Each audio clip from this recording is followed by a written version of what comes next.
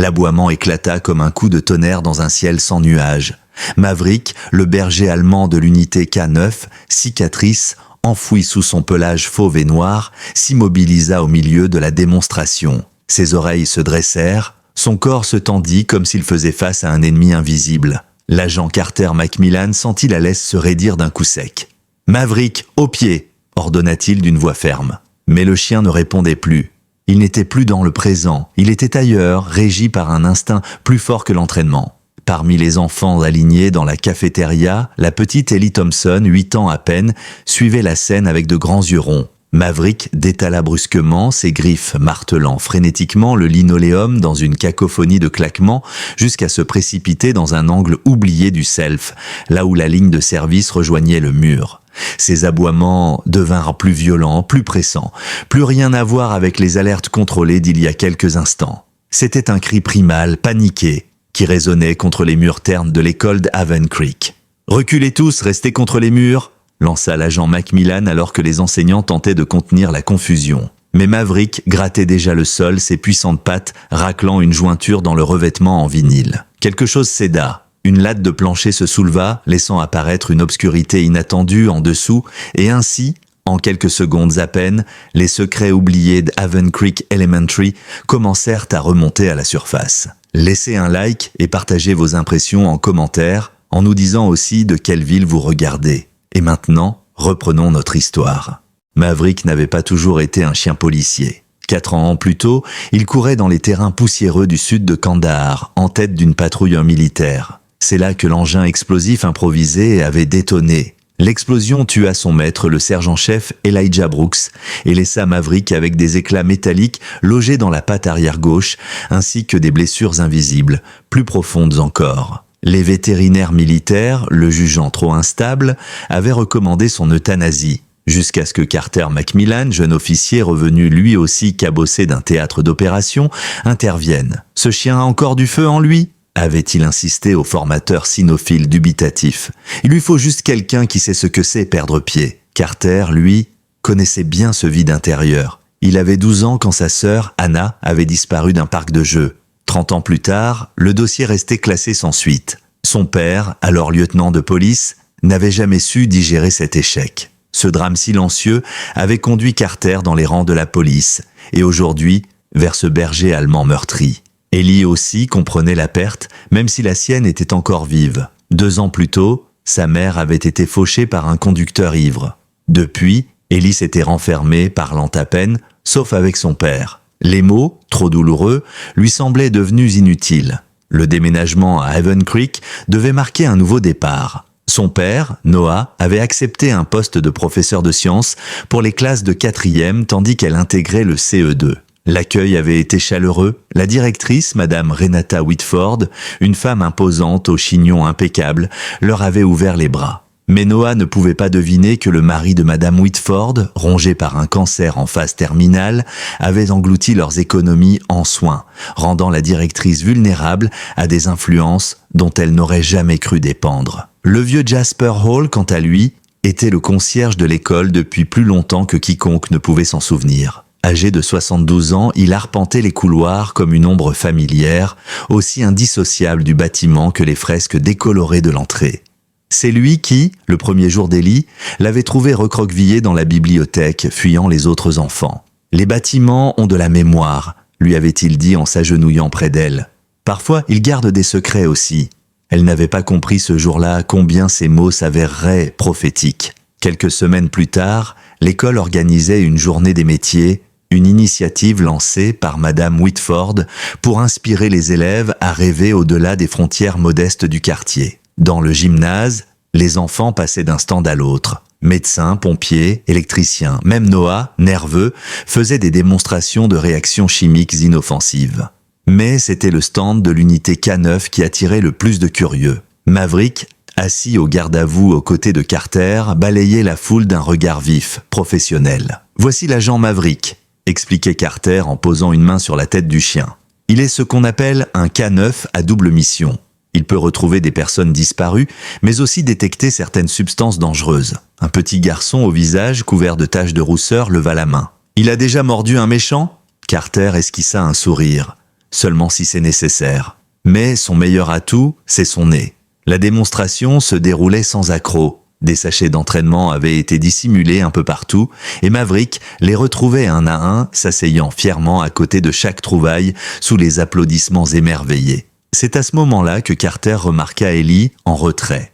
Elle ne bougeait pas, ses yeux fixés sur Maverick comme s'il partageait un secret. Lorsque le chien passa près d'elle, il s'arrêta net, flaira sa main, puis la frôla du museau. Ce contact spontané était inhabituel. Maverick n'aimait pas les enfants. Trop imprévisible, trop bruyant. « Il t'aime bien » dit doucement Carter, « c'est rare. » La voix d'Ellie fut à peine un murmure. « Ma maman aussi aimait les chiens. » La dernière phase de la démonstration consistait à trouver une balise odorante placée dans la cafétéria. Rien de compliqué. Carter détacha la laisse, prononça le mot-clé, et Maverick se figea. Une seconde plus tard, il bondissait à travers les portes battantes, disparaissant dans un fracas assourdissant. Lorsque Carter entra à son tour, la cafétéria était déjà sans dessus-dessous. Maverick aboyait de manière frénétique, indifférent aux cris du personnel. Seule Ellie avait suivi discrète, se faufilant par une porte de service. Tapie derrière une poubelle, elle observait le chien gratter frénétiquement le sol. Une trappe dissimulée sous le lino s'ouvrait lentement. Un accès inconnu. Lorsque Carter parvint enfin à retenir Maverick par le collier, le chien avait déjà dégagé un pan entier du revêtement révélant l'entrée d'un passage. Un vieux conduit, profond, invisible sur les plans officiels de l'école. Il activa aussitôt sa radio. Code 9, besoin d'une équipe, maintenant. Mais Ellie ne bougeait pas. Restée cachée, fascinée, elle chuchota simplement « Monsieur Jasper dit qu'il y a plein de tunnels en dessous. Avant, c'était un hôpital. » Carter se retourna surpris. « Ellie ?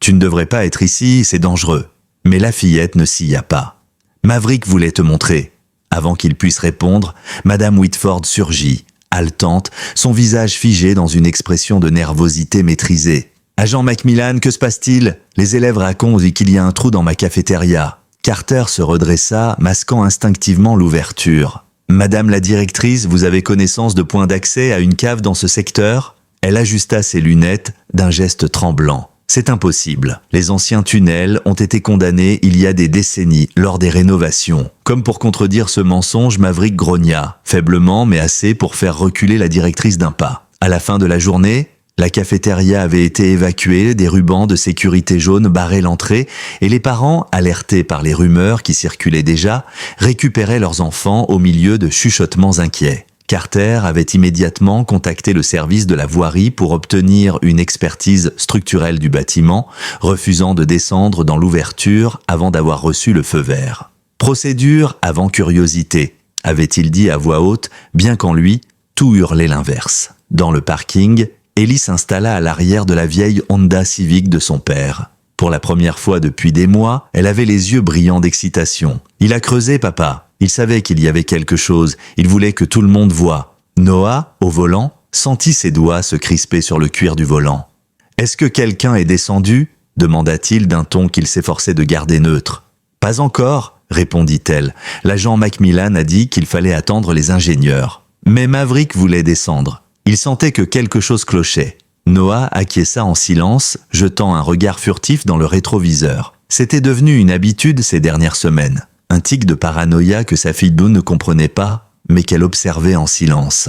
Le lendemain matin, la cafétéria restait interdite d'accès. Les élèves longeaient les rubans de sécurité, jetant des regards curieux et murmurant sur la trappe et le chien héros. Une série de véhicules banalisés était arrivée bien avant la sonnerie et Carter Macmillan était en grande discussion avec une équipe d'enquêteurs fédéraux devant l'entrée principale. Maverick, en poste à ses côtés, scrutait la cour avec attention, ses oreilles s'agitant au moindre bruit. Depuis la voiture, Ellie le vit avant même de remarquer que son père ne disait rien. Maverick avait levé la tête à sa vue, la queue battant doucement. « Tu te souviens de ce qu'on a dit ?» murmura Noah en posant une main sur son épaule. « Tu ne t'éloignes pas. Tu laisses les policiers faire leur travail. » Elle hocha la tête.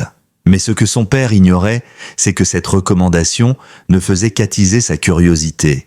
Il y avait dans sa voix une tension inhabituelle, celle qu'il avait parfois eue lorsqu'il prenait des appels en cachette dans leur ancienne maison. Des appels qu'il disait professionnels, mais qui le rendaient pâle. Pendant l'annonce matinale, la voix de Madame Whitford grésilla dans les haut-parleurs. En raison de travaux de maintenance, le déjeuner sera exceptionnellement pris dans les classes aujourd'hui. Merci de votre compréhension. » Sa voix était calme, maîtrisée. Rien dans son ton ne laissait deviner qu'elle avait fui la cafétéria la veille avec un regard hanté. Vers la mi-journée, Ellie avait un plan. Lorsqu'elle demanda un laissez-passer pour aller aux toilettes pendant la visite hebdomadaire de la bibliothèque, elle prit un détour discret jusqu'à la cafétéria. 2 policiers surveillaient l'entrée principale, mais la porte de service donnant sur les cuisines restait sans surveillance. Elle poussa la poignée. À l'intérieur, l'air était plus frais, presque figé. C'est à cet instant que M. Jasper surgit d'un placard de rangement manquant de peu de la percuter. « Eh bien, petite demoiselle, tu vas me faire tomber !» s'écria-t-il en s'appuyant sur son manche à balai. Ellie baissa les yeux, s'attendant à se faire gronder. Mais au lieu de cela, le vieil homme jeta un regard autour de lui, puis se pencha vers elle. « Tu veux savoir ? Reviens pendant le déjeuner. Ils seront tous en bas à ce moment-là. La porte sera libre. » Elle le fixa, bouche bée. « Vous n'allez pas me dire de rester loin ?» demanda-t-elle, incrédule. Le vieux concierge esquissa un sourire fatigué. « Il y a des choses qu'il faut voir, même à ton âge. Surtout à ton âge, l'école garde trop de secrets depuis trop longtemps. » Il redressa sa vieille carcasse avec un gémissement. « Allez, file avant que quelqu'un te voie. » Et il avait eu raison. 1 heure plus tard, pendant le déjeuner, l'activité s'était déplacée dans la trappe. Ellie s'approcha furtivement, rampa jusqu'au bord et jeta un œil en contrebas. Une échelle descendait dans ce qui ressemblait à un couloir en béton, éclairé par des lampes portatives. La voix de Carter montait clairement depuis les profondeurs. Ces tunnels n'apparaissent sur aucun plan officiel. Mais ils sont en bon état, pas de poussière, pas de traces d'abandon. Une autre voix, inconnue, plus dure, répondit « Dans les années 50, beaucoup d'hôpitaux militaires avaient des sorties de secours en souterrain. Mais ici, ça a été réaménagé récemment. » Maverick aboya plus loin dans le tunnel, puis Carter cria « Il a trouvé quelque chose !» Ellie recula à temps. Des pas montaient l'échelle. Elle se glissa derrière un comptoir, retenant sa respiration. L'agent Carter Macmillan émergea, suivi d'un homme plus grand, dont le badge indiquait « Lieutenant Sean Walker ». Maverick grimpa avec une aisance surprenante, tirant sur la laisse. « Il faut appeler les légistes tout de suite », disait Carter. « Ce ne sont pas des archives oubliées. Il y a du matériel, des fichiers, ce n'est pas un simple débarras. » Mais le regard de Maverick s'était figé. Il fixait Walker d'un air étrange. Carter le remarqua, fronça les sourcils. Le chien n'avait pas ce comportement habituellement. Il donna l'ordre de se calmer, mais Maverick resta entre eux méfiant. Dès qu'ils quittèrent la cafétéria, Ellie retourna à l'ouverture. Le tunnel descendait d'environ 5 mètres. La lumière était toujours allumée plus loin. Elle s'avança. Une partie d'elle savait qu'elle devait rebrousser chemin. Mais quelque chose, un appel plus fort, la poussait en avant. Elle prit l'échelle. Le tunnel était sec, propre, comme entretenu. Les murs étaient peints d'un vert institutionnel, les plafonds constellés de câbles. Après une 30aine de mètres, elle atteignit une pièce. Ce qu'elle y vit la cloua sur place. Un bureau, un ordinateur allumé, des armoires pleines de dossiers. Au mur, des photos d'enfants, des élèves, des camarades. Plusieurs avaient officiellement déménagé. À côté de chaque photo, des annotations, des codes qu'elle ne comprenait pas. Classe 3B, statut confirmé, traitement prêt. Un bruit la fit sursauter. Des pas dans le tunnel, elle rampa sous le bureau, se fit toute petite, puis elle entendit une voix, celle de son père. « Je croyais avoir entendu quelque chose » disait-il. Le cœur d'Ellie manqua un battement. Pourquoi Noah descendait-il ici? Comment connaissait-il ces lieux? Une autre voix lui répondit, plus familière. « Madame Whitford, il faut retirer les documents sensibles. Si quelqu'un relie ces dossiers à l'opération, on est foutu. »« C'est trop tard, » répondit Noah froidement. « Ils ont vu suffisamment de choses. Il faut accélérer. Ce n'est pas à toi de décider, » cracha Whitford. « On suit le protocole. » Ellie restait recroquevillée, incapable d'assembler les pièces.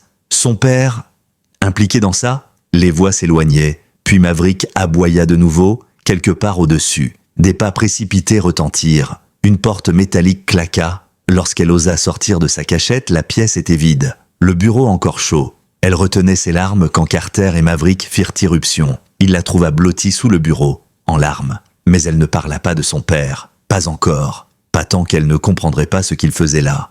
À la place, elle chuchota « J'ai entendu parler de transfert d'élèves, d'opération. Qui, Ellie, qui as-tu entendu ?» demanda Carter.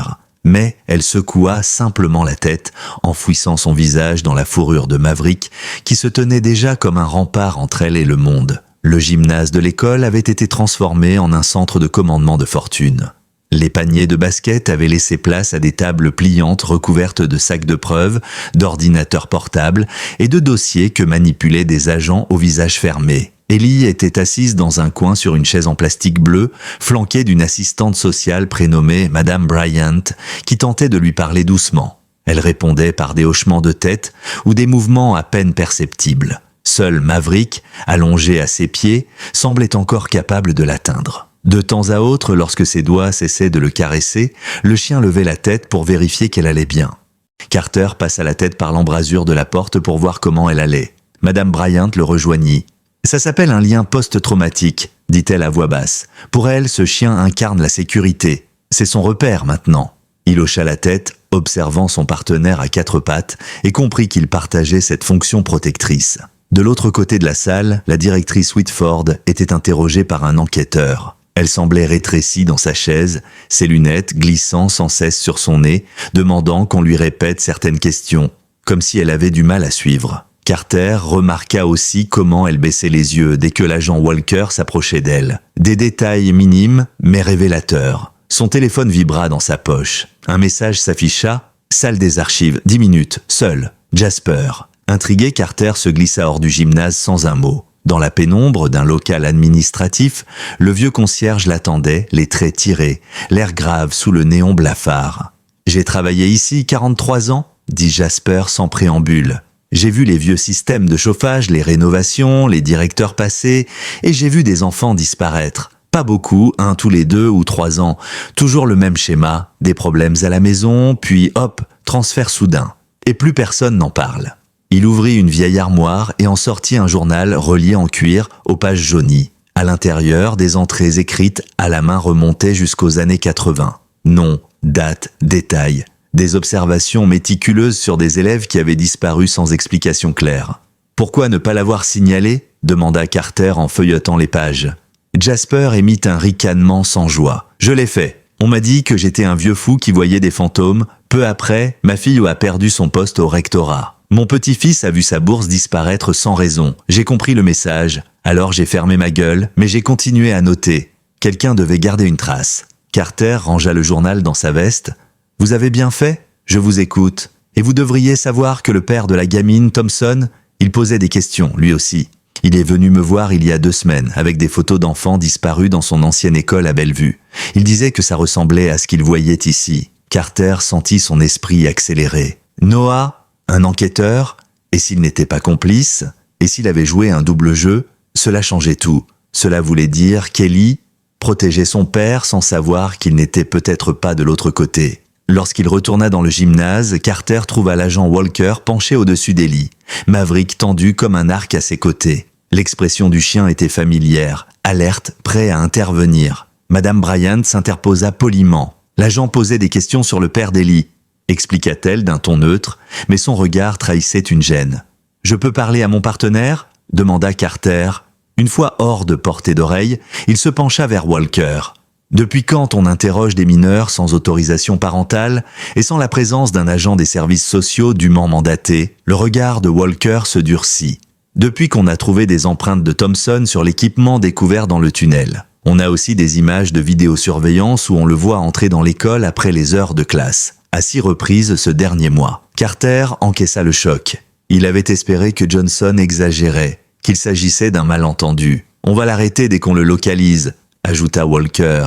L'agent Bryant organise un placement provisoire pour la gamine. En attendant, c'est moi qui dirige la cellule d'enquête jusqu'à l'arrivée du FBI. Carter regarda Ellie qui caressait Maverick, muré dans un silence douloureux. Il pensa à sa propre sœur, Anna, disparue sans laisser de traces, à ce vide insoutenable dans sa famille.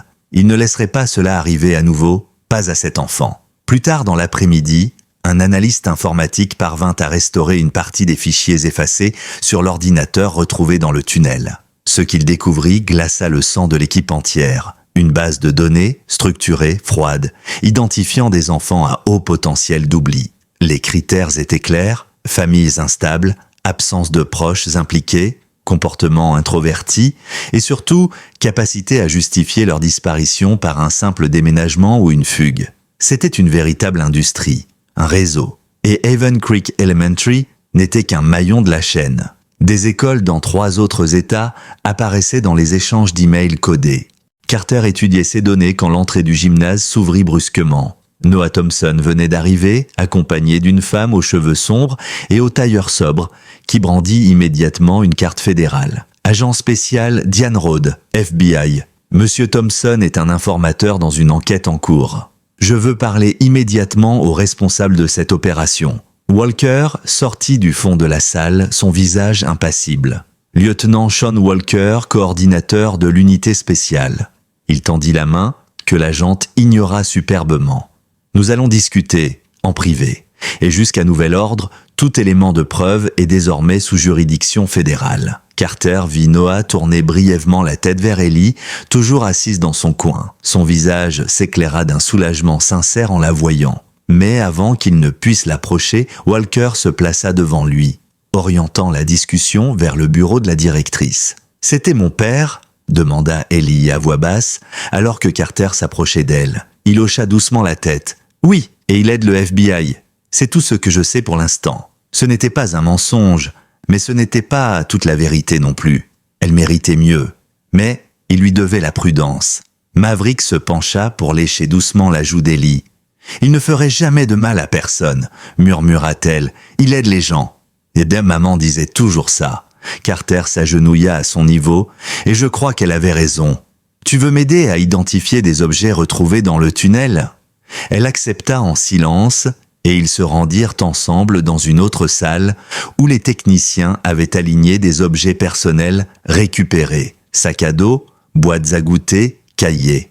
Carter expliqua: « On pense que certains de ces objets appartenaient à des élèves officiellement transférés. Tu en reconnais ?» Elle désigna un sac violet décoré d'un porte-clés licorne. « C'était à Zoé. Elle était dans ma classe, partie en février. Madame Barnes a dit qu'elle avait déménagé en Arizona. » Puis, elle montra une boîte à lunch Captain America. C'était à Miguel. Lui, il est parti sans prévenir après les vacances. À mesure qu'elle identifiait les objets, Carter sentait la vérité se dessiner avec une certitude glaçante. Ces enfants n'étaient pas de simples lignes dans un registre. C'étaient des élèves, des enfants confiants, partis sans bruit. Il revoyait sa sœur Anna ce matin-là, montant dans le bus scolaire avec son sac Strawberry Shortcake offert pour son anniversaire. Ce sac n'avait jamais été retrouvé. Soudain, Maverick se redressa, oreilles tendues. Une seconde plus tard, les portes du gymnase s'ouvrirent à la volée. Walker revint en trombe. « On a un problème ?» annonça-t-il. « Thompson a disparu. » Il s'est échappé pendant le débriefing. Un silence pesant s'abattit sur le gymnase après l'annonce de Walker. Même les bips des radios semblaient s'être figés dans l'air. Carter échangea un regard avec Maverick, qui se tenait déjà prêt à bondir. « Comment ça, disparu ?» demanda-t-il, la mâchoire serrée. Walker balaya la pièce du regard, visiblement frustré. Les agents du FBI l'ont isolé dans une salle annexe pour un entretien. Quand ils sont revenus avec de quoi le transférer sous protection, il n'était plus là. Pas de caméra, pas de témoin. Carter s'approcha lentement d'Ellie, qui, d'instinct, avait de nouveau agrippé le collier de Maverick. « Ton père, il t'a-t-il déjà parlé d'un endroit sûr ? Un lieu où il t'a dit d'aller si un jour tu devais fuir ou te cacher ?» Elle hésita puis hocha timidement la tête. « Il m'a dit que si jamais je ne le trouvais plus, je devais aller chez Madame Miller. Elle habite près du parc, celle qui fait les biscuits à la cannelle. »« Très bien, » répondit Carter. « Je vais envoyer quelqu'un là-bas pour voir s'il y est. » Mais dans son esprit, une autre possibilité prenait forme. Si Noah avait décidé de fuir, ce n'était pas par peur du FBI. C'était qu'il savait que quelqu'un d'autre approchait, quelqu'un que même les agents fédéraux ne pourraient contenir. Et à voir la tension sur le visage de Walker, il commençait à penser la même chose. Pendant ce temps, dans une salle isolée du sous-sol, Jasper Hall rassemblait ses effets personnels dans un vieux sac en toile. Le concierge n'attendait plus que ça, le moment où le couvercle sauterait enfin. Il avait caché, noté, encodé. Il savait où chercher. Et surtout, il savait qui éviter. Il déverrouilla un casier rouillé derrière la chaufferie et en sortit une boîte en métal contenant des micro-cassettes audio, des coupures de journaux et des plans de l'école remontant aux années 50. Sur un plan défraîchi, une ligne rouge reliait les anciennes fondations de l'aile nord à un petit bâtiment abandonné, autrefois l'infirmerie de l'école.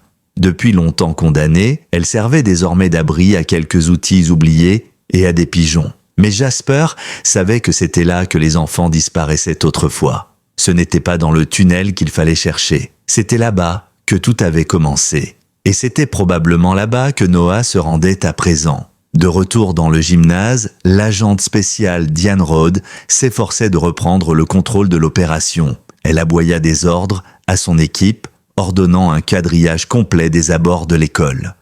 Des hélicoptères furent appelés, des patrouilles envoyées dans chaque quartier voisin. Carter, cependant, préféra faire confiance à son instinct. Il retourna dans le tunnel, accompagné de Maverick. Ellie avait insisté pour venir. « Je ne resterai pas ici à attendre.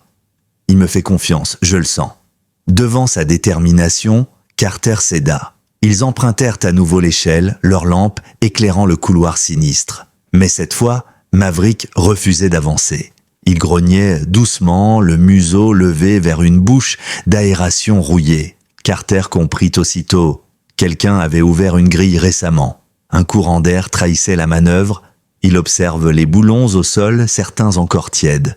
Maverick bondit vers la grille, la renifla frénétiquement, puis fixa Carter comme s'il demandait la permission. « Vas-y, mon grand !» Le chien se glissa souplement dans le conduit. Carter aida Ellie à le suivre. Le passage exigu menait droit vers l'ancien bâtiment de l'infirmerie. Après quelques mètres pénibles, ils débouchèrent dans un placard métallique aux portes battantes. Maverick attendait déjà, l'essence en alerte. La pièce était plongée dans la pénombre. Seules quelques fentes dans les volets laissaient filtrer des raies de lumière poussiéreux. Des murmures parvinrent de l'autre côté du mur. Carter s'approche. Il reconnut la voix de Noah. Elle était basse, tendue. « Tu dois comprendre, je n'ai pas eu le choix. Ils ont menacé Ellie. Je pensais pouvoir les exposer de l'intérieur, mais ils sont plus organisés qu'on ne l'imaginait. » Une autre voix répondit, grave, lente, glaciale. « Tu étais censé fermer les yeux ? C'est pour ça qu'on t'a placé ici. Tu devais observer, pas fouiller, tu as rompu l'équilibre, maintenant il faut réparer. » Carter tendit l'oreille, retint son souffle. Puis Maverick grogna doucement. Il se glissa à travers une fissure dans la cloison. Carter le suivit, ouvrant lentement la porte. La scène était tendue. Noah était à genoux, les mains liées dans le dos. Derrière lui, un homme grand, au costume impeccable, mais au regard vide. Il tenait une seringue. « Tu sais ce qu'ils font avec les enfants ?» cracha Noah. « Tu sais ce que tu es en train de protéger ?» L'homme ne répondit pas. Mais Maverick, lui, bondit sans attendre. En un éclair, il sauta à la gorge de l'agresseur, le projetant au sol dans un cri étouffé. Carter surgit, plaqua l'homme au sol et lui passa les menottes en un geste maîtrisé. Noah, haletant, regarda Ellie qui venait d'entrer. « Je suis désolé, ma chérie. Je n'ai pas réussi à te protéger comme j'aurais dû. » Mais Ellie secoua la tête, les yeux remplis de larmes. « C'est toi qui nous as protégés. Tu as eu le courage que les autres n'ont pas eu. » Dehors, les sirènes commençaient à se rapprocher. L'équipe du FBI venait d'encercler le bâtiment. Carter appela par radio. « Cible neutralisée, victime localisée, on rentre. » Maverick, calme et alerte, tenait toujours la seringue dans sa gueule sans la percer. De retour au poste de commandement, l'agente Rhodes félicita Carter et ordonna la perquisition immédiate des archives scolaires sur tous les serveurs, ordinateurs et registres. Noah fut pris en charge par les services fédéraux, mais pas comme suspect. Cette fois, il serait considéré comme témoin clé dans une affaire nationale. La presse, tenue à l'écart jusqu'alors, commença à s'amasser devant les grilles de l'école. Les journalistes parlaient de Maverick comme du chien qui avait découvert un réseau souterrain. Des rumeurs circulaient déjà, enfants disparus, agents doubles, corruption administrative. Mais la vérité, elle, restait encore à assembler pièce par pièce. Ce soir-là, alors que le soleil se couchait sur Haven Creek, Ellie dormait pour la première fois en paix dans la maison d'accueil temporaire de Madame Miller. Carter, assis sur le perron, observait les étoiles, Maverick allongé à ses pieds. Il pensait à Anna, à ce qu'elle aurait pensé de tout ça, et au fait qu'il venait, peut-être, de sauver une autre famille de l'oubli. Le combat n'était pas fini. Mais une chose était sûre, tant que Maverick serait à ses côtés, il ne laisserait plus jamais personne disparaître dans le silence. Quelques jours plus tard, Alors que les premières retombées médiatiques commençaient à peine à éclore, un silence nerveux s'abattit sur les autorités locales. On ne parlait plus que de Maverick à la télévision, de ce chien policier qui avait percé un réseau d'enlèvement en plein cœur d'une école élémentaire. Mais dans l'ombre, les ramifications de l'affaire s'étendaient bien au-delà des limites de Haven Creek. Le FBI avait lancé une enquête d'envergure et des unités spéciales avaient déjà été dépêchées dans plusieurs établissements scolaires, dans 3 autres États où des anomalies similaires avaient été relevées. Carter avait demandé à rester auprès d'Ellie et de Noah le temps que les choses s'apaisent. Il avait aussi demandé une chose supplémentaire, que Maverick soit officiellement assigné à leur protection, au moins jusqu'à la fin de l'année scolaire. L'agente Rhodes avait accepté sans discuter. Elle avait vu elle aussi que ce chien n'était pas un simple outil de travail. Il était devenu un lien, un gardien, une ancre. Dans le salon feutré de Madame Miller, Ellie jouait avec Maverick,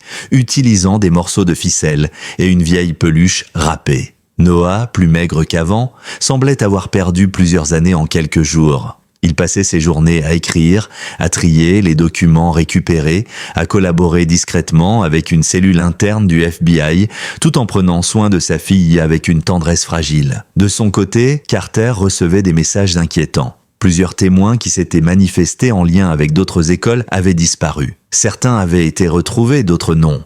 Et un mail anonyme, adressé à son compte personnel, résumait la menace en quelques mots. « Le silence est une devise, et tu es trop bavard ». Il transmit l'information à Rhodes, mais elle semblait déjà le savoir. Ce n'est pas qu'un réseau local, avait-elle confié. Il y a des financements, des connexions politiques, des mécanismes de blanchiment, et cette affaire pourrait bien ébranler des institutions auxquelles personne ne veut toucher. Dans l'ancienne infirmerie réhabilitée en salle d'analyse, une équipe de techniciens spécialisés dans les données chiffrées passa au crible les bases récupérées. Ce qu'ils trouvèrent n'était pas seulement un fichier de suivi. C'était un registre vivant, mis à jour régulièrement, synchronisé avec d'autres serveurs à l'étranger. Des enfants, identifiés par des pseudonymes, y étaient liés à des numéros de dossier, à des profils médicaux, à des notes de transfert. La plupart avaient été classés comme disparus, d'autres comme décédés. Mais plusieurs étaient encore en circulation quelque part, selon les données du serveur. Et parmi eux, une mention attira immédiatement l'attention de Carter. Projet Evergreen, statut, actif, cible, LW. Il comprit aussitôt. LW signifiait probablement Lily Whitford, la nièce de la directrice. Mais lorsqu'il retourna au poste de police pour recouper les informations, un agent l'attendait avec un message urgent.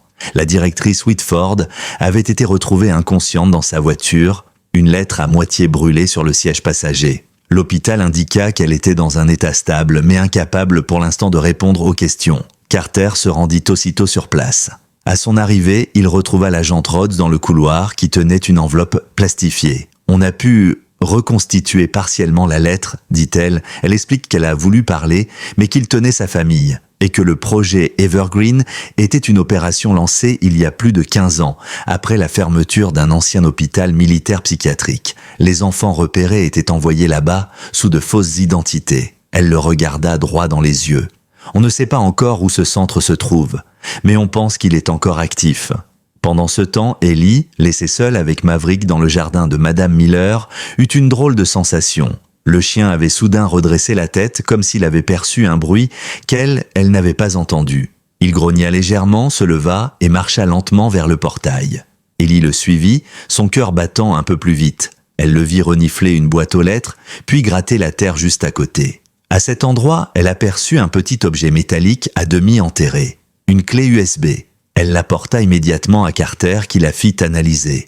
À l'intérieur, une vidéo, floue, tremblante, mais l'image était claire, une salle blanche, sans fenêtre, des enfants alignés sur des lits, tous vêtus d'uniformes gris. Une voix off répétait « Session 2, évaluation de la mémoire ».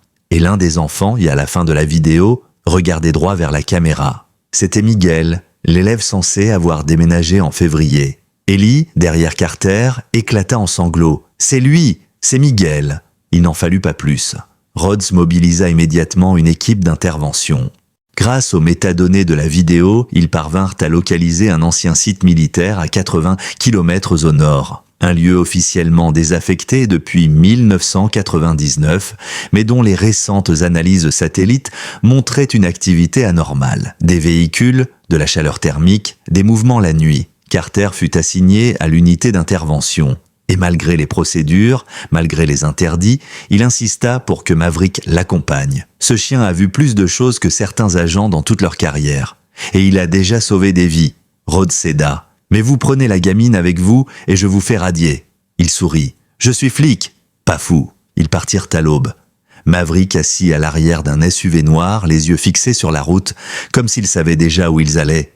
Ellie resta dans la maison, blottie contre un coussin, tenant le vieux journal de Jasper contre elle, et Noah, assis à ses côtés, lui promit une dernière chose. Cette fois, on va les arrêter. Tous. Ce qu'ils allaient découvrir dans le complexe militaire allait tout changer. Car l'enfer n'était pas seulement dans les souvenirs des enfants.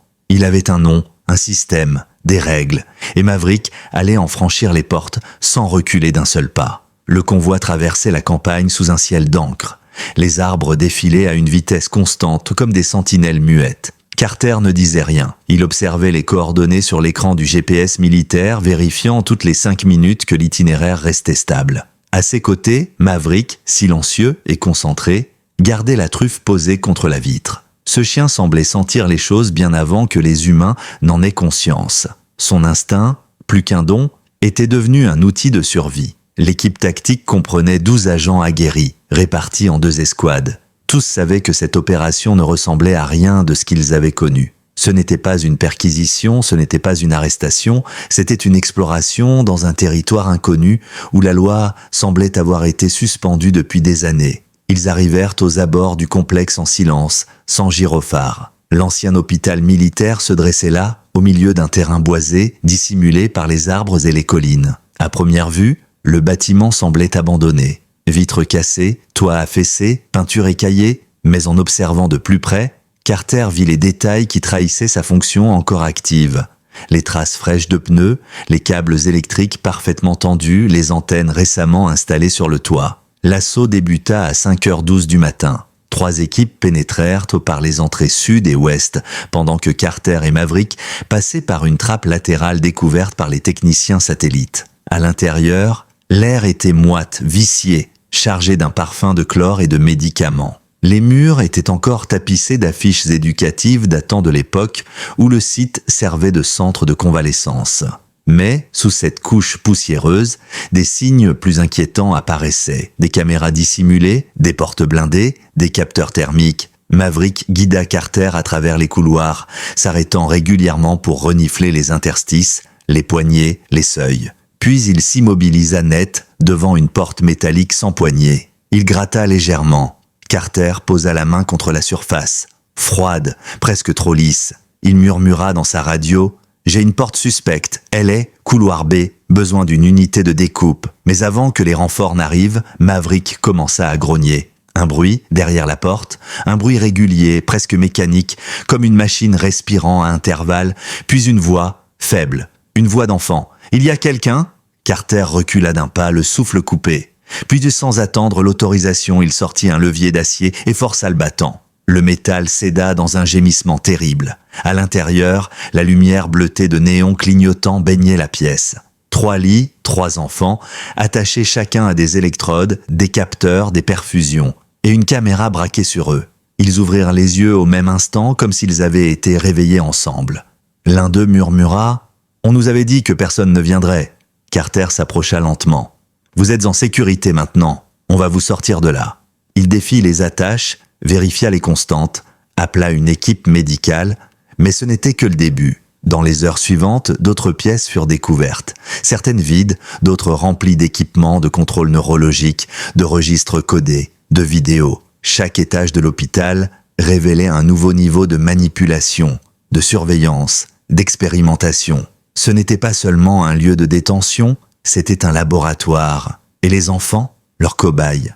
Parmi eux, Miguel. Il était là, amaigri, les yeux cernés, mais vivant. Ellie avait dit vrai. Carter le reconnut immédiatement sur la base de la vidéo trouvée. Miguel serra la main de Maverick comme s'il retrouvait un vieil ami. « C'est lui qui m'a sauvé, hein ?» demanda-t-il, le regard émerveillé. À 8h41, tous les enfants furent extraits. Un bus médicalisé les attendait à l'extérieur. L'équipe du FBI commença l'identification et la notification des familles. Mais certaines fiches restaient sans réponse. Aucun parent, aucun tuteur, aucun dossier scolaire rattaché. Ces enfants étaient devenus anonymes dans un système conçu pour les effacer. Carter s'assit sur un banc de pierre à l'entrée du complexe, Maverick à ses côtés, le regard perdu dans les bois. Il se sentait vidé, comme s'il avait franchi un seuil dont il ne reviendrait jamais totalement. Puis Rhodes s'approcha. « On a trouvé une aile souterraine, dit-elle à voix basse. Fermée par un code, tu devrais voir ça. » Ils descendirent ensemble. Sous les fondations, un long couloir menait à une pièce scellée. Les murs étaient recouverts de dossiers classés, de cartes reliées entre elles par des fils rouges, et au centre, un bureau. Sur le bureau, un dossier au nom de Lily Whitford. Carter l'ouvrit. À l'intérieur, un rapport d'évaluation, sujet identifié à haut potentiel cognitif et adaptatif. Prédisposition au silence en situation de stress. Capacité à intégrer de nouvelles identités. Il referma violemment le dossier. Rhodes, les bras croisés, souffla. On dirait qu'il dressait un profil de manipulation, comme s'il formait des enfants à disparaître. Carter n'ajouta rien. Il savait déjà ce que cela signifiait. Ces gens n'enlevaient pas seulement des enfants. Ils les conditionnaient, les formaient, et les injectaient ensuite dans la société, sous d'autres noms, dans d'autres états, pour des finalités qu'on n'osait même pas imaginer. Plus tard ce jour-là, alors que les enfants secourus étaient transférés dans des structures de prise en charge, Miguel croisa Ellie pour la première fois depuis sa disparition. Ils se regardèrent longuement, en silence. Puis, il lui tendit un dessin chiffonné qu'il avait caché dans sa chaussure. On y voyait Maverick, lui et Ellie, devant une école. Tous souriaient. Ellie le serra contre elle, aucun mot n'était nécessaire. Ce soir-là, Carter resta dans le hangar de fortune, assis à côté de Maverick, tandis que les hélicoptères emmenaient les premiers éléments de preuve vers les laboratoires fédéraux. Le chien posa sa tête sur les genoux de son maître. Il y avait encore tant de choses à comprendre, tant de responsables à identifier, tant d'enfants à retrouver. Mais pour la première fois depuis longtemps, Carter sentit que quelque chose avait été réparé. Peut-être pas tout, mais assez pour continuer à croire qu'il pouvait encore protéger ce qui comptait. Le lendemain matin, alors que le soleil perçait à peine la brume épaisse qui recouvrait Haven Creek, les rues étaient étrangement silencieuses. Les chaînes d'information locales, d'ordinaire focalisées sur les événements mineurs de la région, couvraient en boucle les images floues du raid sur l'ancien hôpital. On n'y voyait ni visage, ni nom, ni preuves irréfutables, mais tout le monde savait. Les regards, dans les épiceries, à la pompe à essence, à la sortie des écoles, en disaient long. Quelque chose de sombre avait été mis au jour, et plus personne ne pouvait prétendre ne rien avoir vu. Chez Madame Miller, Ellie regardait la télévision sans vraiment la regarder. Noah, assis à ses côtés, tentait de l'occuper, de lui changer les idées, mais rien n'y faisait. Elle attendait une seule chose, le retour de Carter et Maverick. Depuis leur départ, elle ne dormait plus. Elle savait au fond d'elle qu'ils avaient trouvé Miguel. Elle l'avait senti. À 10h22, le grincement des freins d'un SUV noir devant la maison brisa le silence. Ellie bondit, la porte à peine ouverte. Carter se tenait là, fatigué, les traits tirés mais vivants. Maverick descendit du véhicule, les oreilles dressées, puis courut jusqu'à elle. Elle s'agenouilla pour l'enlacer. « Tu l'as trouvé ?» demanda-t-elle, la voix tremblante. Carter hocha lentement la tête. « Il va bien ? Il est en sécurité. » L'après-midi même, Miguel arrive, accompagné d'une travailleuse sociale. Lorsqu'il franchit le seuil de la maison, un frisson parcourut l'air. Il portait des vêtements neufs, mais ses yeux étaient ceux d'un enfant qui avait tout vu. Lorsqu'il vit Ellie, il sourit timidement. Puis sans un mot, ils s'assirent ensemble au pied de l'escalier, comme s'ils n'avaient jamais été séparés. Plus tard, dans la soirée, Carter fut convoqué à une réunion confidentielle dans les bureaux provisoires du FBI installés à l'hôtel de ville. Il retrouva Rhodes, le visage grave. Autour de la table, plusieurs agents fédéraux, des membres du département de la sécurité intérieure et un homme en costume gris anthracite, au regard indéchiffrable, qui se présenta comme étant l'inspecteur général Marcus Lyle. « Monsieur Carter, commença Lyle sans détour, vous avez mené, avec votre équipe et votre chien, une opération qui a révélé des activités illégales d'une ampleur que nous ne soupçonnions même pas. Cependant, nous avons désormais des éléments indiquant que l'organisation que vous avez aidé à exposer n'agissait pas seule. Ce centre n'était qu'une antenne, une pièce dans un système bien plus vaste. » Carter se pencha légèrement en avant. « Vous pensez qu'il y a d'autres centres ? Nous n'en pensons pas. Nous en sommes certains. 3 autres installations viennent d'être signalées. une dans l'Indiana, une autre au Nouveau-Mexique et une dernière particulièrement inquiétante près de la frontière canadienne. Et nous avons des raisons de croire que certaines unités de police locales ont été volontairement tenues à l'écart ou, pire, ont été infiltrées. Rhodes prit le relais. Vous avez une décision à prendre et on vous propose une intégration temporaire dans une cellule mobile d'enquête fédérale. Vous continuerez à travailler avec Maverick. Vous serez envoyé là où l'on a besoin de vous. Carter regarda un instant autour de lui. Il pensait à Ellie, à Miguel, à Noah, à tout ce qu'ils avaient traversé. Il pensait à Heaven Creek, puis il hocha la tête. « J'accepte, mais seulement si je peux repasser ici dès que je le juge nécessaire. Ces enfants, c'est plus qu'une mission pour moi. » Lyle acquiesça. « Vous aurez carte blanche, mais soyez prêts. Ce que vous avez vu jusqu'à présent n'était que la surface. » Les jours suivants furent chargés. Carter fut équipé de nouveaux moyens, d'un badge fédéral provisoire, d'un accès sécurisé à une base de données classée. Mais ce qui lui importait le plus, c'était le journal que Jasper Hall avait laissé derrière lui. Ce vieux concierge savait des choses, bien plus que ce qu'il avait dit. Et parmi ses notes, une mention récurrente, projet Whispergate, archivage transféré au CIH 2017. Après enquête, le sigle CIH se révéla être celui d'un ancien centre de recherche abandonné dans l'Utah, propriété d'un conglomérat pharmaceutique ayant travaillé jadis sur des techniques d'endoctrinement comportemental. Ce lieu était officiellement fermé, mais Carter n'y croyait plus. Il avait appris que dans ce genre d'affaires, tout ce qui est fermé est en réalité réactivé ailleurs, sous une autre couverture. Maverick était prêt. Carter le sentait dans sa posture, dans la tension de ses muscles, dans l'éclat concentré de ses yeux. Ce chien n'était pas seulement un animal d'intervention. Il était devenu, au fil des semaines, un compagnon de guerre, un guide, un éclaireur dans un monde où les lignes entre le bien et le mal avaient été brouillées. Avant son départ pour la prochaine mission, Carter rendit une dernière visite à Ellie. Elle lui tendit une photo dessinée à la main, Maverick, lui et Miguel, tous les trois devant une maison. Au-dessus, un mot, famille. « Tu reviens ?» dit-elle doucement. « Toujours », répondit-il. « Tant que vous êtes là ?» Maverick posa sa tête contre sa jambe. Il était temps d'y retourner, temps d'aller plus loin. Car si le combat avait commencé dans une petite école tranquille, il s'étendait désormais à tout un pays. Et au cœur de ce combat, il y avait un chien. Un chien qui refusait de détourner les yeux. Un chien prêt à mordre l'obscurité pour ramener la lumière. Le voyage jusqu'à l'Utah fut long, ponctué de contrôles, de changements de véhicule et de codes à valider à chaque étape. Carter, silencieux, relisait sans cesse les notes de Jasper Hall. Chaque phrase du vieil homme semblait dissimuler un indice, un avertissement, parfois une supplique. Il avait noté des phrases comme « Ce qui est effacé n'est jamais vraiment parti » ou encore « Ils croyaient former l'avenir, mais ils détruisent de l'origine ». Des mots codés, des messages qu'il n'avait pas eu le temps de transmettre autrement, Carter en était convaincu. Jasper savait exactement ce qui se tramait dans ces lieux. Il avait observé, mais surtout, il avait compris.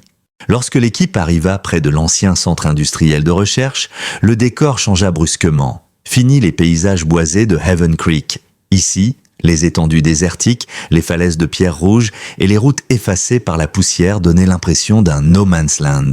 Pourtant, au milieu de ce silence, s'élevait une structure étrange, une bâtisse basse, en béton brut, sans aucune enseigne, protégée par une double clôture électrifiée et des caméras mobiles. Le site, soi-disant abandonné depuis 2017, semblait en parfait état de fonctionnement. Carter descendit du véhicule, Maverick sur ses talons. L'agent fédéral en charge de la sécurité du site, un homme carré au regard dur nommé Benjamin Hoyt, leur remit les autorisations d'accès. « Vous avez 2 heures pour inspecter les lieux. Après ça, ce sera trop risqué.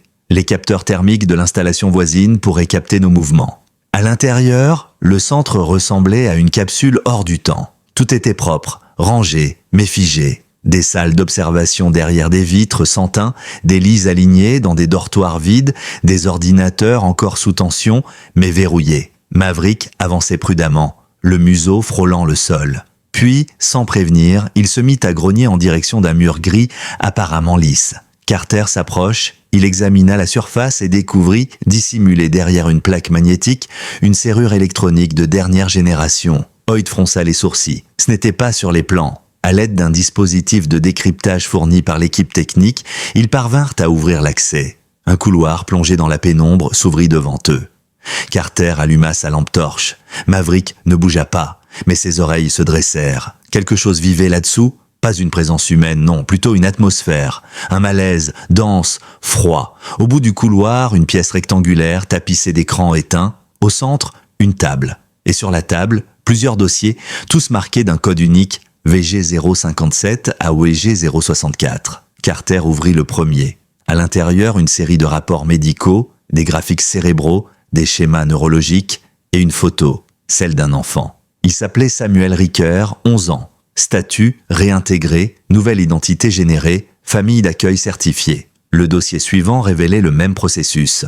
Et ainsi de suite. Ces enfants n'étaient pas seulement enlevés. Ils étaient reprogrammés, renommés et relâchés dans des environnements tests pour évaluer leur comportement. Carter se redressa lentement. Il créait des individus à partir d'enfants brisés. Pourquoi? Les suivre à l'âge adulte? Les placer à des postes clés? Hoyt hocha la tête. Ou pire, les utiliser comme pions dans un plan que personne ne peut encore comprendre. Maverick se mit à aboyer, cette fois plus fort. Carter se retourna. Dans un coin de la pièce, une trappe. Il l'ouvrit. Une échelle descendait dans les ténèbres. L'air y était plus froid, plus dense, comme si même l'oxygène hésitait à y entrer. Ils descendirent. En bas, ils découvrirent un bunker souterrain divisé en cellules individuelles. Chacune contenait un bureau, une caméra, un lit. Des graffitis couvraient les murs, des noms, des chiffres, des messages désespérés. Mon nom est Tyler, pas 031. Je me souviens de l'école, ne me faites pas oublier encore. Et puis, dans la dernière cellule, une surprise, un journal. Celui d'un enfant nommé Elijah daté de 2022. Les dernières lignes, m'écrites à la main, disaient ceci. Je me souviens de Maverick, je me souviens de son regard. Il était comme une lumière dans un endroit sans fenêtre. Si quelqu'un lit ça, dites à Ellie que je suis désolé, je n'ai pas pu l'attendre. Carter serra le carnet contre lui. Il n'avait jamais entendu parler d'un Elijah dans l'affaire de Haven Creek, mais ce garçon connaissait Ellie et Maverick. Peut-être avait-il été transféré d'un centre à l'autre, peut-être faisait-il partie d'un groupe d'enfants qui avaient tenté de fuir sans y parvenir. Une chose était sûre, le lien était plus profond que ce qu'ils imaginaient. Quand ils remontèrent à la surface, la lumière du jour semblait presque irréelle. Carter avait l'impression d'avoir passé des jours là-dessous.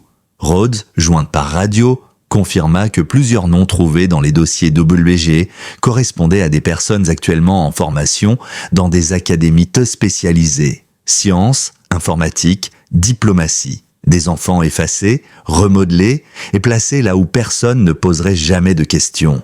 Ce soir-là, Carter et Maverick s'arrêtèrent au bord d'une route déserte devant un point d'observation surélevé. Le vent soufflait fort. La poussière balayait les pierres comme une mer rugissante. Maverick posa sa truffe contre le carnet d'Elijah, puis regarda Carter, comme pour dire « On continue, pas vrai ?» Carter hocha la tête. « Oui, on continue, jusqu'au bout. » 3 jours plus tard, alors que Carter et Maverick étaient toujours en transit entre 2 bases d'opérations fédérales, une alerte prioritaire fit irruption dans leur réseau sécurisé. Le message venait de Rhodes. Court, urgent, sans détour, Noah blessé, Ellie disparue. Haven Creek compromise, reviens immédiatement. Le sang de Carter se glaça. Maverick, comme s'il avait compris l'ampleur de la situation, se redressa sur ses pattes arrière avant même que Carter n'ait démarré le moteur. Le trajet de retour sembla irréel. Les paysages familiers défilaient dans un flou angoissant. Et plus il se rapprochait de Haven Creek, plus Carter sentait une ombre peser sur sa poitrine. À son arrivée, le tableau était chaotique. Des rubans jaunes balisaient les abords de la maison de Madame Miller. 2 agents de la police locale discutaient à voix basse avec Rhodes. Carter descendit à peine que Maverick bondit vers l'entrée, forçant le passage aboyant avec rage. À l'intérieur, Noah était allongé sur un brancard, une blessure à l'épaule. Il tenta de se redresser en voyant Carter. Ils l'ont prise. Ellie, ils savaient pour elle. Ils ont dit que c'était l'une des pièces manquantes. Carter se tourna vers Rhodes, la mâchoire crispée. « Comment est-ce arrivé? Vous étiez censé la surveiller ?» Rhodes soupira, accablé. Ils ont profité d'une faille. 2 hommes déguisés en agents de la santé mentale, documents falsifiés, véhicules banalisés, tout semblait légitime. Ils ont prétendu venir la prendre pour évaluation psychologique. Madame Miller était absente. Noah a résisté. Ils l'ont agressée. Et ils ont filé avant que quiconque puisse réagir. Carter ne répondit pas. Il serra les poings.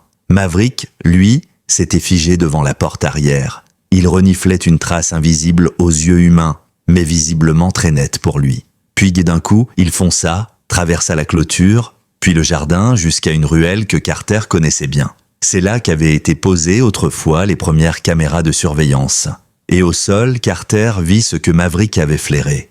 Un bracelet d'enfant, rose pâle, celui qu'Ellie portait depuis son arrivée. « Ils l'ont pris, Carter », murmura Rhodes. « Mais on a peut-être encore une chance. » Elle lui tendit un téléphone portable.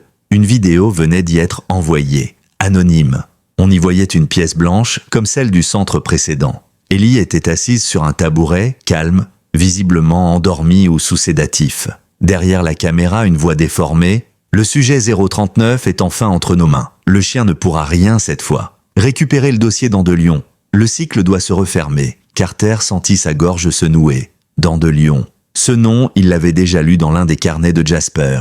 Une mention isolée, presque perdue. Dandelion, le projet final, le test de loyauté ultime. Il se souvint aussi de la dernière ligne griffonnée au crayon. Si jamais ils prennent une fille, alors le jeu est terminé. Ils avaient planifié tout cela depuis longtemps. Ils avaient surveillé Ellie, sans doute depuis le début. Et maintenant qu'ils l'avaient, ils comptaient clore leur programme.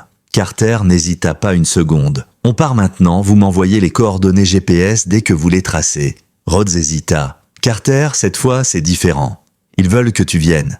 Ils ont laissé trop de traces, trop de pistes. C'est un piège. Je sais, mais je vais y aller quand même. » Il tourna les talons. Maverick était déjà prêt. Cette nuit-là, le SUV fendait l'obscurité en direction d'un secteur isolé, à la frontière du Wyoming. Une zone montagneuse, semi-militaire, inaccessible par les routes ordinaires. Rhodes, depuis sa base, guidait Carter par radio. Les signaux triangulés menaient vers une ancienne station météorologique abandonnée depuis plus de 20 ans, officiellement. À mesure qu'il s'approchait, Maverick se tendait, il ne grognait pas, il ne bougeait presque plus. Il était concentré, comme s'il savait que ce qu'ils allaient affronter là-bas serait bien différent des missions précédentes. À l'entrée de la station, Carter descendit du véhicule et repéra les caméras thermiques. Il en désactiva 2, repéra un boîtier de contrôle enfoui sous un panneau de fausse roche et força le système. L'intérieur de la base était éclairé d'une lumière blanche artificielle. Des couloirs vides, des murs insonorisés, pas de traces d'armes, pas de garde visible, juste un silence clinique, jusqu'à ce qu'il entende la voix. « Monsieur Carter, vous êtes venu, comme prévu. » Elle provenait d'un haut-parleur dissimulé dans le plafond. Ellie est en sécurité pour l'instant, mais elle est notre clé. Vous l'avez sauvée une fois, certes, mais cette fois, vous devrez faire un choix. La sauver ou laisser la vérité éclater. Pas les deux. Maverick gronda. Carter, lui, ne répondit rien. Il avançait. Chaque pas résonnait dans les couloirs déserts, jusqu'à ce qu'une porte vitrée s'ouvre lentement. Et derrière cette porte, il vit Ellie, assise, les yeux ouverts, attachée à une chaise. Autour d'elle, une pièce bardée de capteurs, de miroirs sans teint et de 2 silhouettes immobiles en blouse blanche. Un homme sortit de l'ombre, grand, froid. Il se présenta simplement « Dr Lawrence Weller, en charge du projet d'Andelion depuis 2009. » Il sourit légèrement. « Vous avez perturbé notre travail, Carter, mais nous vous remercions. Sans vous, nous n'aurions pas réuni les éléments nécessaires pour la phase finale. Libérez-la maintenant. » Weller ignora sa menace. Savez-vous ce qu'est le projet d'Andelion? C'est la capacité à effacer, puis à restaurer, à créer une mémoire sur commande. Ellie n'est pas seulement un sujet, elle est le chaînon manquant. Elle a survécu à un effacement partiel il y a 7 ans, et vous l'avez aidé à recoller les morceaux. Vous êtes donc notre dernière variable. Il appuya sur un bouton. Une alarme silencieuse se déclencha. Carter vit les murs s'assombrir, et Ellie, doucement, murmurait un mot. « Maverick ?» Alors tout s'accéléra. Le chien bondit, Carter tira, Weller hurla, et dans le chaos, une vérité se dévoila, brutale, inattendue, mais essentielle. Ellie n'avait jamais été une cible secondaire, elle avait toujours été le centre. Les secondes suivantes s'étirèrent comme dans un cauchemar éveillé. La pièce devint un champ de tension, d'éclats de verre, de cris contenus. Carter s'élança vers Ellie, sa vision brouillée par l'adrénaline, tandis que Maverick se jetait sur le Dr Weller avec une férocité que personne n'aurait soupçonnée chez un chien d'intervention. Le choc fut brutal. Le scientifique recula, renversant un panneau de commande de son bras, pris dans les mâchoires puissantes de Maverick. Une alarme aiguë se déclencha, cette fois réelle, perçant l'air comme une sirène en pleine tempête. Carter atteignit Ellie. Elle était groggy, les pupilles dilatées, la peau pâle. « Tu vas bien, Ellie? Je suis là, on va sortir. » Il arracha les sangles, vérifia rapidement son pouls, faible mais présent. Elle ouvrit les yeux, une larme coulant le long de sa joue. « Tu es revenu ?» Une détonation retentit derrière eux. Un des assistants de Weller avait sorti une arme. Mais Maverick, déjà lancé, intercepta la trajectoire, percutant l'homme de plein fouet, le coup de feu rata sa cible. Carter, d'un mouvement fluide, abattit le tireur d'une balle nette dans l'épaule, le neutralisant sans hésiter. Il n'avait plus de temps. Carter hissa Ellie sur son dos, Maverick ouvrant la voie dans les couloirs sinueux de la base. Les lumières clignotaient désormais, les panneaux d'évacuation s'allumant un à un. Derrière eux, les pas précipités de techniciens en fuite résonnaient comme un écho désespéré. Ils atteignirent une salle de maintenance. Carter força une issue de secours, débouchant à l'extérieur, sur une passerelle métallique suspendue au-dessus d'un ravin. Le vent fouettait leurs visages. En contrebas, 2 hélicoptères du FBI arrivaient déjà, alertés par le signal de détresse crypté qu'il avait déclenché à son entrée. Ellie fut hissée à bord en première. Carter la regarda une seconde avant de grimper à son tour. Maverick bondit dans la cabine juste avant que l'appareil ne décolle. Ils avaient réussi. Ils l'avaient reprise. Mais le prix de cette victoire n'était pas encore clair. Dans l'hélicoptère, le silence s'installa. Ellie dormait, la tête posée sur les genoux de Carter. Maverick, allongé à leurs pieds, reprenait son souffle. L'agent Rhodes, en liaison radio, confirma que l'équipe au sol avait sécurisé la base. Weller avait survécu. Il avait été arrêté, ainsi que plusieurs collaborateurs, mais ce que Carter redoutait le plus arriva quelques heures plus tard. Les preuves récoltées sur place, dossiers, vidéos, programmes, furent immédiatement saisies par une entité inconnue. Ni le FBI, ni les services de protection de l'enfance, ni les forces spéciales n'en furent informés officiellement. Un convoi militaire non identifié vint récupérer les serveurs et les témoins matériels. Le tout classé en urgence sous un niveau de sécurité dépassant même celui des affaires présidentielles. Carter comprit. Ce réseau n'était pas qu'un groupuscule criminel. Il y avait au sommet des intérêts si puissants qu'aucune institution ne voulait vraiment les exposer. Ellie avait été une erreur pour eux, une survivante, et sa libération, un accident qu'ils allaient tenter d'effacer. Mais Carter, lui, n'avait aucune intention d'oublier. Lors de la déposition officielle, il refusa de signer le rapport standard. Il ajouta une note personnelle jointe sous scellé. « Ce que vous cherchez à enterrer finira par remonter. Aucun secret n'est éternel. Cet enfant ne sera pas un pion de plus. » Quelques jours plus tard, Ellie fut placée sous un programme spécial de protection. Un nouveau nom, une nouvelle identité, une nouvelle vie. Mais Carter, lui, ne la quitta jamais totalement. Il loua une maison à quelques kilomètres, dans une région reculée du Montana, là où Maverick pouvait courir librement, là où les collines protégeaient les souvenirs, là où le monde semblait avoir oublié tout ce que les villes avaient détruit. Ellie allait mieux, lentement. Certains jours, elle parlait peu, d'autres, elle riait en courant avec Maverick dans les prés. Mais Carter savait qu'elle portait des cicatrices invisibles et qu'il ne pourrait jamais vraiment les effacer. Il pouvait juste rester, être là, une présence, une encre. Et Maverick, il veillait, toujours. Un matin, alors que la neige tombait doucement sur la vallée, Ellie demanda « Pourquoi m'ont-ils choisi, Carter? Pourquoi moi ?» Il la regarda longuement. « Parce que tu es plus fort que tout ce qu'ils ont créé, et ils avaient peur de ça. » Elle acquiesça, puis serra contre elle un carnet à dessin. Sur la première page, un nouveau croquis, 3 silhouettes, elle, Carter et Maverick. En haut de la page, un mot écrit en lettres majuscules, « Libre ». L'hiver s'installa doucement sur la région, recouvrant les champs et les sapins d'un manteau blanc silencieux. La maison dans les collines du Montana devint un sanctuaire, un endroit hors du temps où la peur s'estompait à mesure que les journées passaient. Ellie s'épanouissait peu à peu. Son regard, jadis éteint par la terreur et la confusion, retrouvait une étincelle. Elle s'endormait dans le calme, sans sursaut. Elle mangeait sans qu'on ait à la supplier. Parfois, elle chantait même. De ces petites chansons inventées à voix basse que seuls les enfants osent fredonner. Mais ni Carter ni Maverick n'avaient totalement lâché prise. Chaque bruit suspect, chaque voiture inconnue, chaque courrier mal adressé éveillait une vigilance presque animale. Carter gardait une radio cryptée dans sa chambre, un revolver dans le tiroir de la cuisine et un œil attentif à la moindre anomalie. Maverick, lui, patrouillait autour de la maison à heure fixe, comme s'il avait intégré l'instinct d'un soldat. Puis, un soir de janvier, alors que les flocons recouvraient les vitres d'un voile opaque, Carter reçut un appel sécurisé. C'était Rhodes. Sa voix était plus grave que d'habitude. « Carter, on vient de localiser un ancien agent du projet Dandelion. Il a tenté de quitter le pays. Il s'appelle Gareth Doyle. Il portait une copie partielle des archives de Weller. Mais surtout, il avait une liste avec des noms. » Carter sentit son cœur se figer. Quels noms? Des enfants. Plusieurs dizaines, certains disparus. D'autres, toujours en vie, éparpillés dans tout le pays. Des identités modifiées. Mais les dossiers semblent indiquer qu'ils sont suivis à distance. Et ce n'est pas tout. Il y a aussi les noms de familles en mode accueil. Et le vôtre, Carter, le tien figure dans les mentions croisées. Un silence pesant suivit. Rhodes reprit. Je ne crois pas qu'ils aient fini avec Ellie. Je pense qu'ils la surveillent encore, de loin. Peut-être par des satellites privés, peut-être par des moyens biométriques qu'on n'a pas encore identifiés. Carter se leva lentement de son fauteuil. Maverick se dressa immédiatement. Ellie, assise près du feu, dessinait sans se douter de rien. « Il faut qu'on bouge !» Rhodes acquiesça. « On a un point de chute. Une maison sécurisée au Colorado, gérée par un groupe indépendant, ancienne base de communication reconvertie en centre de réhabilitation. Pas d'internet, pas de téléphone.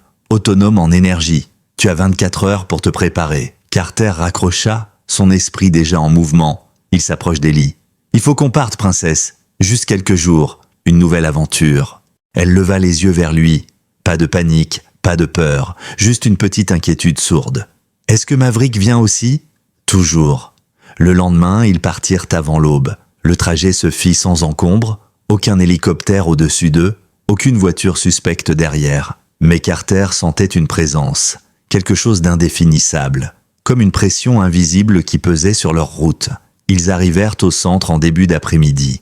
Une ancienne station militaire camouflée sous une ferme moderne. L'endroit était sobre mais fonctionnel, des murs renforcés, une autonomie énergétique complète, et surtout une équipe restreinte mais formée, anciens agents, médecins désabusés et quelques vétérans reconvertis. Tous réunis par un objectif, protéger ceux que l'État avait trahis. Pendant plusieurs semaines, Ellie suivit un programme doux, non intrusif. Thérapies artistiques, jeux en groupe, histoires racontées au coin du feu, et Maverick toujours là, comme un gardien silencieux. Il dormait au pied de sa porte, il marchait à ses côtés dans les couloirs, il veillait sans relâche. Carter, de son côté, commença à lire les copies récupérées dans les affaires de Gareth Doyle. Ce qu'il découvrit le troubla profondément. Certaines entrées parlaient d'un protocole appelé « résonance ». Une hypothèse développée à partir des traumatismes répétés chez des enfants réinitialisés. Selon ces chercheurs, les souvenirs brisés pouvaient vibrer à certaines fréquences émotionnelles, générant chez l'enfant un type de comportement prédictible. Ils cherchaient à utiliser ces résonances pour influencer, à distance, la prise de décision, pas par la force, mais par le conditionnement subconscient. Et Ellie avait été l'un de ces profils tests. Carter referma les documents, les mains tremblantes. Ce n'était pas juste une affaire d'enlèvement, ni même de rééducation. C'était une expérimentation sur l'âme humaine, une tentative de réécrire le libre arbitre. Et Ellie avait résisté. Elle avait survécu à l'effacement. Elle avait reconstruit ses émotions. C'était pour cela qu'il la voulait à tout prix. Ce soir-là, alors que les montagnes du Colorado s'endormaient sous la neige, Carter fit une promesse silencieuse. Il n'allait plus seulement la protéger. Il allait dévoiler la vérité, toute la vérité, même si cela signifiait tout perdre. Maverick, assis à ses côtés, le regardait sans ciller. Comme s'il comprenait chaque pensée, chaque battement de cœur, ce chien avait été plus qu'un allié. Il était devenu le symbole d'une lutte plus vaste, contre l'oubli, contre la peur, contre l'effacement. Et il était prêt pour ce qui allait suivre. Le printemps s'annonçait dans les hauteurs du Colorado. Le vent était plus doux, la neige commençait à fondre, laissant apparaître l'herbe encore timide, sous les pins. Ellie reprenait goût à la vie. Elle riait plus souvent, dessinait des paysages, des visages. Parfois, elle dessinait Maverick en train de voler dans le ciel, avec des ailes comme un ange. Carter la regardait faire sans jamais l'interrompre. Chaque ligne était une cicatrice qui se refermait, mais les jours de répit étaient comptés. Un matin, alors que la brume couvrait encore les versants de la montagne, un bruit sourd résonna à l'est du centre. Une détonation lointaine, suivie d'un grésillement radio. Carter bondit hors de sa chambre, Maverick déjà sur le qui-vive. Rhodes, en liaison sécurisée, confirma « Ils vous ont localisé. Un convoi s'approche. 4 véhicules non identifiés. Vous devez évacuer maintenant. » Le plan de repli était clair. Ellie serait exfiltrée par l'équipe secondaire via un tunnel souterrain creusé durant l'ancienne guerre froide. Carter et Maverick, eux, feraient diversion. Une dernière fois, la course contre la montre commença. Ellie, dans les bras de Rhodes, fut guidée dans le couloir sombre qui menait au sous-sol. Elle se retourna une dernière fois vers Carter. « Tu viens aussi, hein ?» Il lui sourit, et pour la première fois, ce sourire ressemblait à un adieu. « Promis, je suis juste derrière. » Maverick était déjà posté à l'entrée principale. Son pelage frémissait. Il savait. Carter s'agenouilla à côté de lui caressa la tête. « Tu as été parfait, vieux frère. Tu as fait plus que tous les hommes que j'ai connus. Si on doit tenir, ce sera ensemble. » Les premiers véhicules apparurent dans la poussière soulevée par la route. Aucun sigle, aucune lumière, juste des silhouettes armées descendant en silence. Ils étaient organisés, professionnels, et ils n'étaient pas venus parlementer. Carter et Maverick engagèrent le feu à distance. Leur objectif n'était pas de gagner, juste de tenir. Chaque minute comptait, chaque seconde gagnée rapprochait Ellie de la liberté. Mais ils étaient trop nombreux. Une grenade explosa près de l'entrée. Carter fut projeté en arrière, son épaule frappant violemment une poutre de bois. Il roula sur le sol, son arme glissant plus loin. Maverick, blessé à la patte, se redressa malgré tout, grognant face à l'envahisseur. Il se plaça devant Carter comme un rempart vivant. Un homme en combinaison noire s'approcha, arme au poing. Mais au moment où il leva le canon, une rafale inattendue l'abattit, puis une autre, et encore une. Des tirs précis venant de la colline. Renfort. Un groupe de vétérans bénévoles, alertés par Rhodes, avait pris position. Anciens frères d'armes de Carter. Des hommes qui l'avaient aidé et qui ne l'avaient jamais oublié. En quelques minutes, les assaillants furent encerclés. Certains neutralisés, d'autres capturés. L'opération fut un échec complet pour ceux qui espéraient reprendre Ellie. Quelques heures plus tard, le calme revint. Maverick, soigné par l'un des médecins du centre, reprenait conscience. Sa patte serait marquée, mais il marcherait encore. Carter, l'épaule en écharpe, d'observer les flammes d'un feu de camp crépiter dans la nuit. Rhodes s'approcha. Elle tenait une lettre dans la main. « C'est Ellie. Elle voulait que tu l'aies. » Carter l'ouvrit. L'écriture était encore maladroite, mais pleine d'âme. « Cher Carter, je suis en sécurité maintenant. Rhodes me dit qu'on va changer encore de maison, mais je suis d'accord. J'ai Maverick en dessin, et j'ai toi dans mon cœur. Merci de m'avoir protégé, même quand je n'étais pas facile. Je sais que tu ne veux pas qu'on parle de héros, mais moi je le dis quand même. Tu es mon héros. Tu es celui qui m'a rendu libre. Je ne veux plus avoir peur. Et je vais me souvenir, toujours, même des trucs tristes, même des choses floues, parce qu'ils ne peuvent pas m'effacer. Pas quand je t'ai rencontré. » Carter referma la lettre lentement. Son regard se perdit dans les flammes. Maverick posa sa tête contre sa jambe. Silencieux, présent, comme toujours. Au matin, les sommets du Colorado se paraient d'or. Le monde semblait avoir retrouvé sa respiration.